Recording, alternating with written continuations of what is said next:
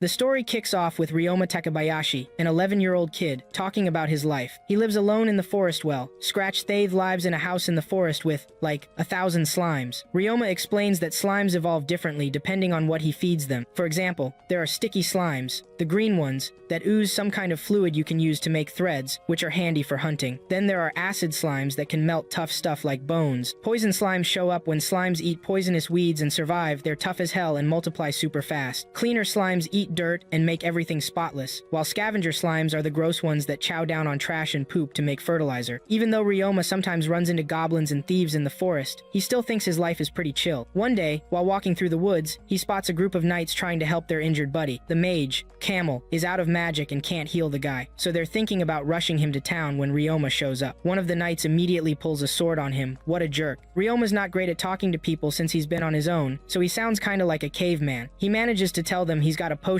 that can help. Camille checks it out, sees it's legit, and gives it to the injured guy, Hughes, who drinks it. Ryoma then suggests they bring Hughes to his house so he can rest. The knights agree but start wondering what a kid his age is doing alone in the forest. That's when they run into a swarm of slimes, and the knights freak out, drawing their swords. Ryoma stops them and explains that the slimes are his buddies. The knights apologize for the mix-up since they didn't know the slimes were his familiars. Once that's cleared up, they follow Ryoma to his place. When they get to a mountainside, Ryoma uses some barrier magic to reveal the path to his house. Inside, the knights notice everything is set up for just one person and wonder if he really lives alone. Ryoma comes out with more potions and tells them they can take as many as they need, since he can easily make more. The soldiers are totally thrown off when Ryoma serves them water with ice cubes in it, like, what? Then they finally get to the introductions, and the leader of the group tells Ryoma his name is Reinbach Jamil. Turns out, the dude's a duke, and runs the Jamil Duchy. Ryoma's like, whoa, and bows his head to show respect. The rest of the crew follows his lead and introduces themselves. We already know Camille and Hughes, but there's also Zeph, who's their scout, and Jill, the guy who pulled a sword on Ryoma earlier. Jill says sorry, but Ryoma's chill about it and doesn't take it personally. Reinhardt explains that they got jumped by bandits in the forest. After taking out the bandits, they ran into a bear, and Hughes got hurt. They were on their way to town to get him patched up when they ran into Ryoma. Reinhardt gets curious and asks Ryoma about his backstory. Ryoma says his grandparents, who were former adventurers, passed away 3 years ago. They told him to move to another village, but Ryoma doesn't seem like the kind of guy who vibes with people too much. You know? Camille pulls out this crystal ball thing that's supposed to show Ryoma's race, age, and skills. They're all like, no way this little dude has been surviving on his own for 3 years. When Ryoma touches the ball, it shows he's actually just 11 years old. He steps out for a bit, and that's when Camille tells Reinhardt about the insane skills Ryoma has. With the kind of mental toughness this kid's got, they're all wondering what the heck he's been through to make it this far. Reinhardt doesn't feel right about leaving Ryoma alone in the forest, so he decides to talk it over with his dad and come back later. By the next day, Hughes is all healed up, and it's time for the adventurers to hit the road. Before they leave, Ryoma gives Hughes another gross-smelling potion to drink so he can fully recover. Hughes tells Ryoma to swing by the town of Gaunago if he ever needs anything. Then the group takes off. After they're gone, Ryoma drops a bombshell. Everything he told them about his grandparents? Total lies. The first person to introduce himself from the group of newcomers is Reinhardt's dad, Reinbach Jamil. After him, Reinhardt's wife, Elise Jamil, introduces herself. Then there's Reinhardt's daughter, Eliaria, who he calls his princess. They've all shown up to thank Ryoma for helping Reinhardt out when he needed it. Reinhardt is surprised to see that Ryoma's slimes have multiplied since the last time he visited. Eliaria is curious about how Ryoma manages to keep so many slimes in his house, so he shows her. Turns out, he can merge them into one giant slime. A group of 100 slimes can combine into one big blob, and they can also shrink down to be super small. Elise is shocked that Ryoma managed to tame such a big monster, something that's been a real challenge for other monster tamers. Ryoma explains that he tames them one by one, and then combines them afterward. This method seems to solve a lot of the problems other tamers have been dealing with. Elise immediately suggests that Ryoma, being the oddball he is, should register with the Tamers Guild. The group heads into Ryoma's house to chat, and Reinhardt gives him a fancy clock as a thank you gift. They noticed Ryoma didn't have a clock in his house, so they brought him one. But there's another reason they came to visit. Eliaria wants to learn how to tame slimes like Ryoma. However, they didn't see any slimes on their way to his place. Ryoma pulls out a map and shows them where they can find slimes. Eliaria gets excited and asks Ryoma about the unusual slimes he has. Turns out, she's talking about the scavenger slime and the cleaner slime. Ryoma explains what these slimes do, leaving everyone amazed. He even demonstrates the cleaner slime's abilities by having it clean a dirty loincloth he got from a goblin he defeated. The loincloth is filthy, but the slime eats up all the dirt like it's no big deal. It's basically like a living washing machine that only eats dirt unless told to eat something else, like meat. After hearing all this, Eliaria decides that the first slime she wants to tame is the cleaner slime because she's so impressed. Ryoma says it's tricky to explain to a girl how to get a cleaner cleaner slime, so he tells the guys instead. When they hear the explanation, they realize it's kind of awkward, but Hughes, being the clueless guy he is, goes straight to the girls and tells them they need to take a bath and use their body dirt as bait to attract a cleaner slime. Taking the super straightforward approach gets him smacked across his ugly mug a few times. Basically, cleaner slimes are drawn to stuff that's sweaty. Ilaria thinks about asking one of the guards for help, but realizes she's got to step up and become a beast tamer herself. It's her dream, so she's got to do it solo. Not long after, Ilaria hops into the bath, scrubs herself clean, and collects the bath water in a container. She takes it to a spot where slimes hang out. Before long, she's back with a cleaner slime and a big old grin on her cute little face. In the next scene, Ryoma remembers how he tamed his first slime too. He named it after Tabuchi, one of his old, hard-working co-workers. Ryoma's chatting with some down-to-earth folks who suggest he tag along with them on their trip. He's been living solo in the forest for 3 years, and they figure it wouldn't hurt for him to get out for a bit. They're headed to a town called Gimel and plan to stay there for a while. The Duke's dad reassures Ryoma that he can come back to the forest anytime he feels like it. Ryoma's still mulling over his decision when Ilaria chimes in to nudge him toward going. Without overthinking it anymore, Ryoma decides to join them so he can check out the outside world. They mention that the butler, Sebas, will help him pack his stuff into their item box, but Ryoma surprises them by saying he's got his own item box. This leaves everyone even more impressed. This kid just keeps showing off all kinds of cool magic. That night, Ryoma packs up everything he owns into his item box. The next morning, he's ready to roll and casts another barrier spell on his house to keep it hidden while he's gone. When it's time to leave, Sebas pulls the carriage out of his item box. Riding with the Duke's family, Ryoma talks about the different types of magic he can use. He mentions alchemy magic, which gets everyone curious since it's rare and kind of a well-kept secret these days. Hearing all this, Ryoma realizes he's got a lot to learn about this world, especially about what's okay to share and what's better left unsaid. As the days go by, the group travels by day and sets up camp to rest at night. Ryoma finds the journey pretty chill until it's not. The road they're supposed to take is blocked by a bunch of rocks that fell during heavy rain. The guards tell Reinhardt they need to get through this dangerous area fast because there are bandits lurking around. The only way to clear the path is with earth magic. When Ryoma hears about the landslide, he hops out of the carriage to check it out. He pulls a raincoat from his item box and tells a curious Ilaria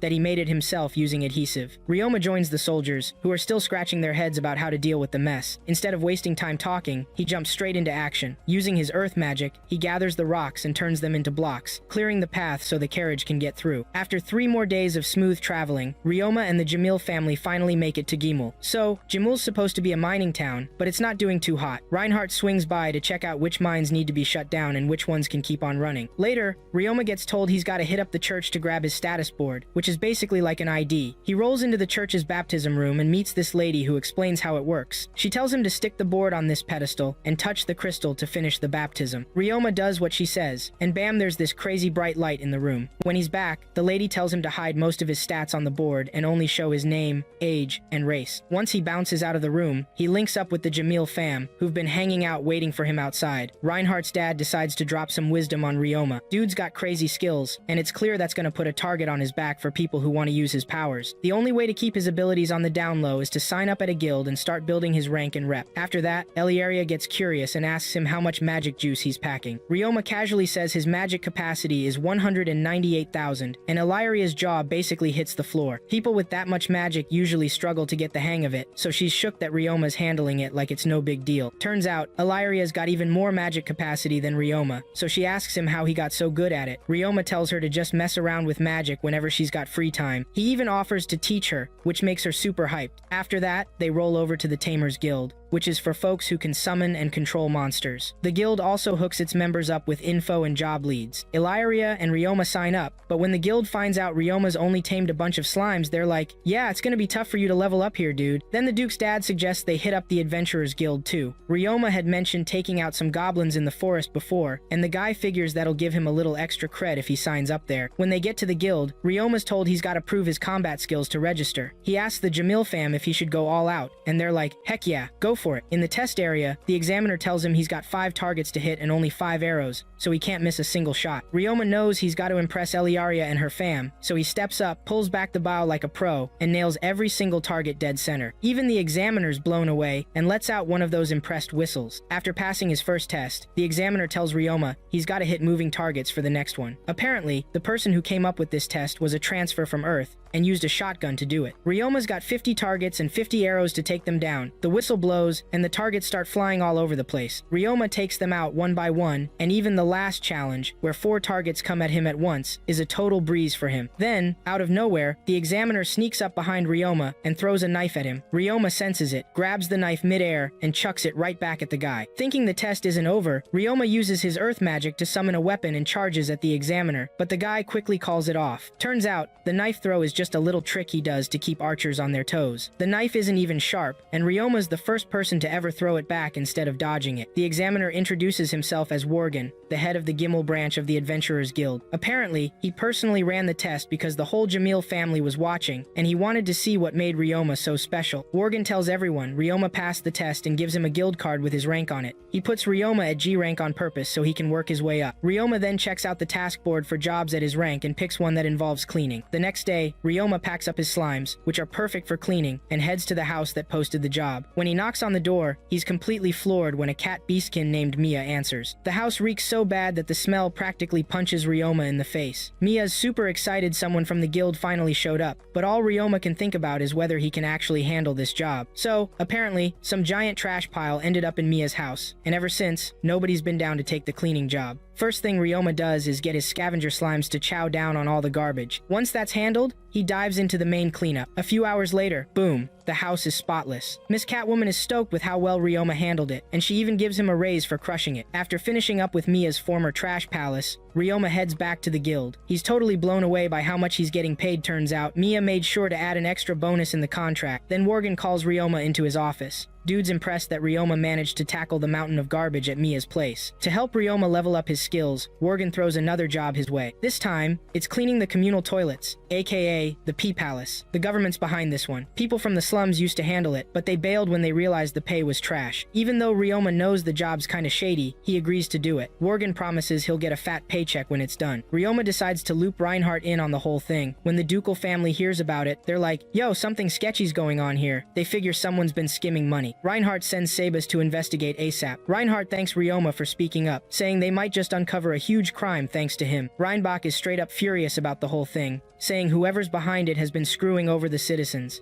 He swears to get to the bottom of it and bring the guilty party to justice. The next day, Ryoma rolls up to the communal toilet. The place has 30 pits, and the stench is next level nasty. Even Ryoma, who's usually chill, has a hard time breathing. It's a massive job, but Ryoma's ready to tackle it. He sets up his slimes to get to work. Before heading in, he suits up in full protective gear to block out the smell. He starts on the first pit, and after a while, he gets it cleaned. That leaves him with 29 more pits to go. As he keeps cleaning, Ryoma realizes there's miasma in the area. He immediately rushes back to the guild, where the Duke's family is hanging out. He tells them about the miasma, but luckily, it hasn't spread into the environment. Ryoma reassures them that he cleaned himself up really well to avoid carrying any miasma with him. Still, the family's worried about him getting sick from all the gross stuff he's been exposed to. Worgen's stressing out because miasma is some nasty, polluted magic, but Ryoma's all in on scrubbing toilets to track down where it's coming from and shut it down. He just needs them to keep people out while he's working, and Worgen's like, yeah, we can handle that. The family's freaking out, worried Ryoma might get hurt doing this, but he reassures them he's the safest bet to deal with the miasma and keep everyone else safe. When Ryoma sees they're still uneasy, he pulls up his status board and shows off his resistance and recovery skills, basically saying, don't sweat it, I got this. Ryoma and his slimes are the MVPs for this job. Even Reinbach, being all humble, asks Ryoma to help out despite the risks. So, Ryoma gets back to work, and some adventurers are posted to guard the area and keep people away. Mia's one of them since she's part of the guild. The crew includes Jeff Grange, an old buddy of Worgen's, Asagi, a dragonute,